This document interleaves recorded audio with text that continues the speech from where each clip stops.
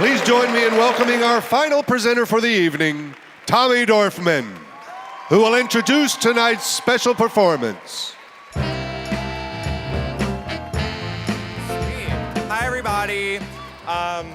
This has been a beautiful evening. I'm so grateful to be here. It is my great honor and pleasure to introduce the legendary and iconic House of La Beja, one of the oldest, yes.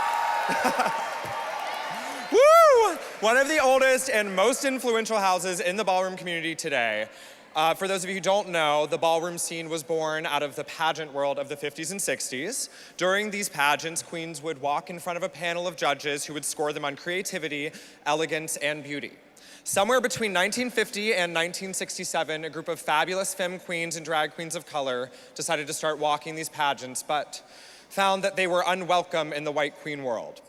They knew they were not losing because they were not beautiful enough, stylish enough, or fierce enough, but rather because they were not white enough. And when enough was enough, they decided to throw their own version of a pageant that mirrored the structure, but was for them and by them in what we now call balls. Woo! Around this time, a fabulous queen by the name of Crystal La Beja, who is famous, woo!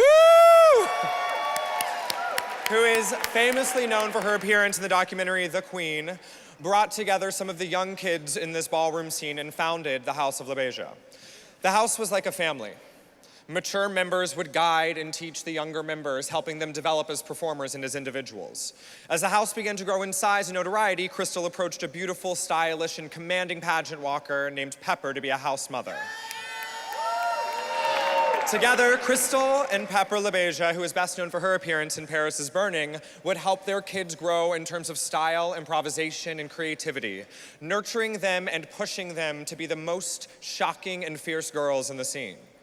The House of La Beja became famous in the ballroom community, and thanks to Father Tommy La Beja, would later become famous around the world with chapters in England, Russia, Mexico, and France. Woo!